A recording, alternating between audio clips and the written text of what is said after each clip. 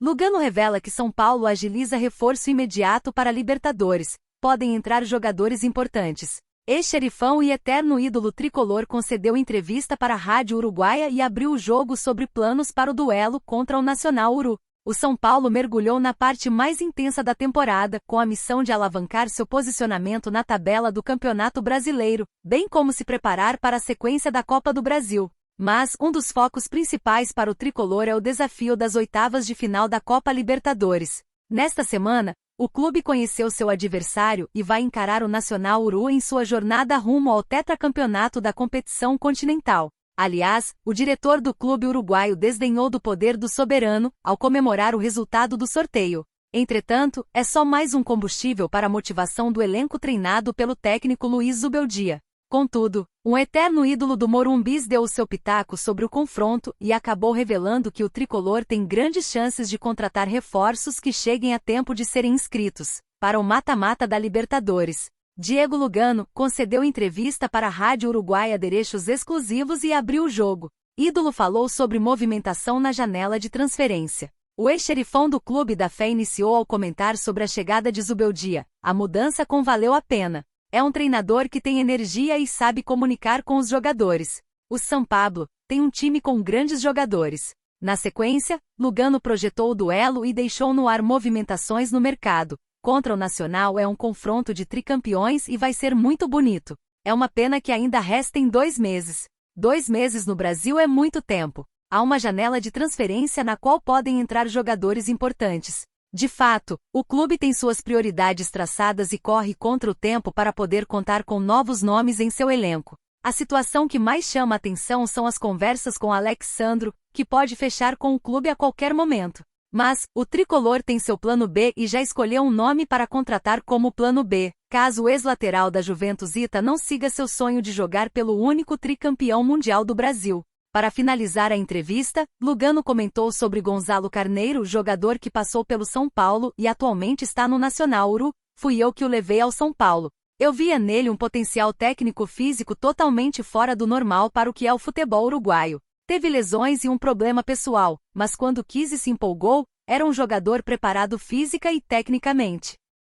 Caleri, Lucas. São Paulo divide capitães durante a ausência de Rafinha. Veja quem já usou faixa. Argentino vira subcapitão ao lado de Lucas Moura. Outros 3 usaram tarja nesta temporada. A ausência de Rafinha, figura máxima de liderança do elenco do São Paulo, fez de Caleri uma espécie de subcapitão da equipe na temporada. Em 29 partidas ele usou a braçadeira em 16 jogos, incluindo o último, na vitória por 2-0 contra o Cruzeiro, no Morumbis. Referência para os demais jogadores no CT da Barra Funda, Rafinha frequenta o vestiário nos jogos do Morumbis e segue exercendo papel ativo de capitão mesmo jogando pouco. Foram só 5 jogos em 2024. Aos 38 anos, o lateral direito vive os últimos anos de sua carreira como jogador. Além de Rafinha, 4 jogos, e Caleri, 16 jogos, outros 4 jogadores colocaram no braço o adereço de liderança tricolor. Lucas, 4 jogos. Luiz Gustavo, 2 jogos. Luciano, 2 jogos. E Diego Costa, 1 jogo. Com Luiz Zubeldia, que ainda não contou com Rafinha dentro de campo por causa de uma fratura sofrida pelo jogador ainda em abril, Caleri foi o capitão nos 5 jogos que começou. Quando nem Lucas nem Caleri estiveram disponíveis para jogar, foi Luciano quem usou a braçadeira contra Fluminense e Barcelona EQ. Capitão mais jovem, Diego Costa recebeu a faixa para a partida contra o Águia de Marabá em Manaus, na estreia do São Paulo na Copa do Brasil, quando apenas suplentes jogaram. Perto de completar 25 anos, o jogador criado em Cotia carrega o histórico de ter sido capitão com Rogério Ceni em 2022, quando tinha só 22 anos. Muito ativo no vestiário, Luiz Gustavo foi o capitão do São Paulo em 2 jogos no período de trabalho de Thiago Carpini, contra a Portuguesa e Água Santa, quando só reservas foram a campo. Em sua primeira temporada de São Paulo, o veterano tem se destacado muito no espírito de grupo. Com contrato até 31 de dezembro, o jogador de 36 anos ainda não trata de renovação no clube. Wellington Rato treina no São Paulo e deve enfrentar o Internacional. Atacante não entra em campo desde o dia 4 de abril, quando lesionou o tornozelo esquerdo.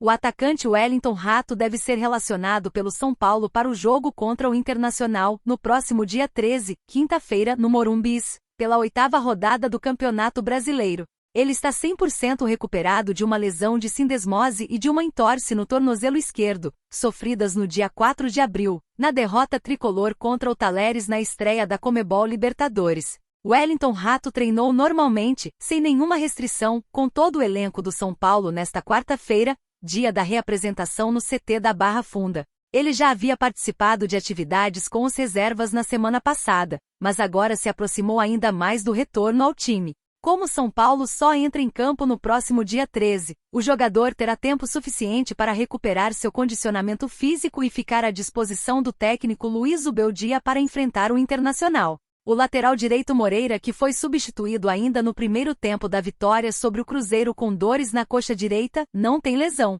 O jogador, porém, sente dores no local e realiza tratamento para estar 100% até o jogo contra o Internacional. Ele voltará a treinar com os companheiros nos próximos dias e não preocupa a comissão técnica. O São Paulo fez, nesta quarta-feira, um exercício de posse de bola. A comissão técnica de Luiz Ubeldia também comandou um trabalho físico. O próximo treino será na manhã desta quinta-feira.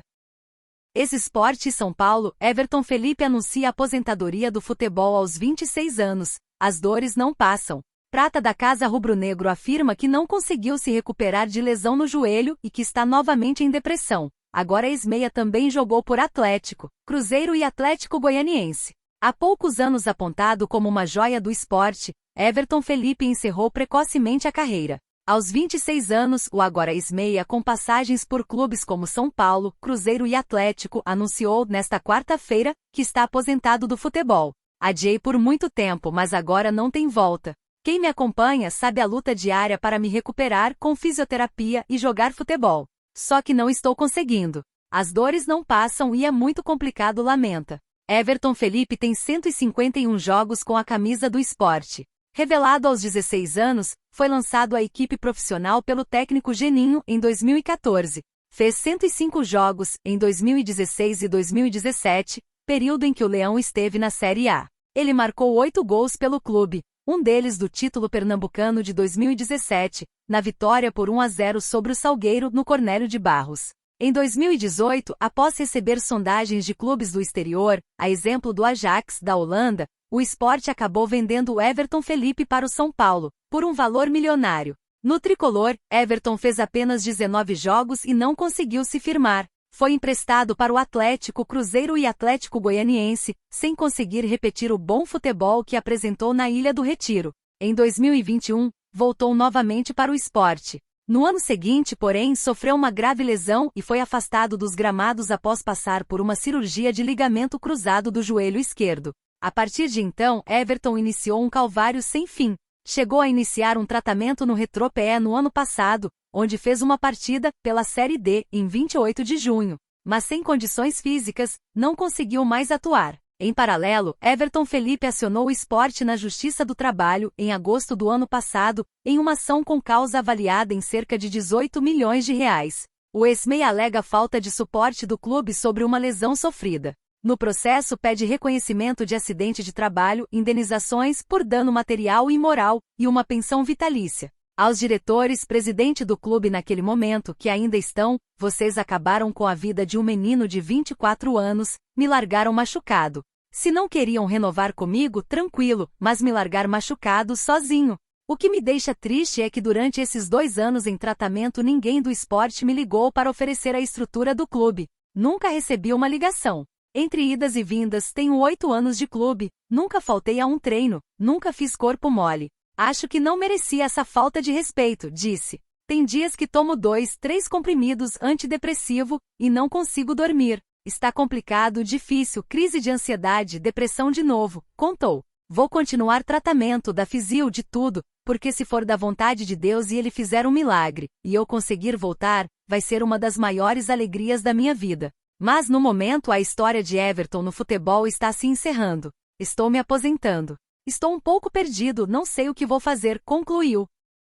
Payet toma decisão no Vasco logo após vexame no Maracanã e a cobrança nos bastidores. Insatisfação de Payet o empurra para o concorrente tricolor novamente. Torcida vascaína ainda está perplexa pela goleada sofrida contra os maiores rivais na última rodada do Brasileirão. Payet é um dos principais jogadores do Vasco atualmente. A torcida gosta bastante do meio-campista e entende que ele pode tirar o Cruz-Maltino dessa situação horrível na temporada. O meio-campista não teve uma boa atuação no 6-1 para o Flamengo e foi criticado até internamente por pessoas ligadas ao Vasco pela passividade que ele demonstrou durante o clássico. Quando o Vasco estava ganhando, o atleta estava se movimentando mais e buscando a bola quase o tempo todo. A partir do momento em que o rival foi fazendo gols, o gringo sumiu. Bastidores quentes. Edmundo fez duras críticas ao jogador. O jogo foi ganho no meio-campo. Os craques do Flamengo estavam no meio-campo, e os craques do Flamengo chamaram a responsabilidade. Diferente do craque do Vasco, que se escondeu do jogo, afirmou. Após o confronto, relatos de quem acompanhou as situações no Gigante da Colina dão conta de que Payet se mostrou muito irritado no vestiário pela maior goleada sofrida do Vascão para o maior rival. O atleta estava visivelmente inconformado com os gols sofridos, principalmente os primeiros 2 do Flamengo, de Everton, Cebolinha e Pedro, com falhas grotescas do sistema defensivo. Payet já não estava feliz com a situação do Gigante da Colina neste ano. O jogo contra o rubro-negro carioca só fez piorar ainda mais a situação, levando em conta que a pressão está muito grande. Como um dos líderes do grupo, o meio-campista tem moral suficiente para fazer esse tipo de cobrança em outros jogadores. Isso foi feito logo após a vergonha sofrida no Maracanã. Logo, só resta esperar que as investidas sutis do São Paulo surtam mais efeito e tragam Payet para o tricolor.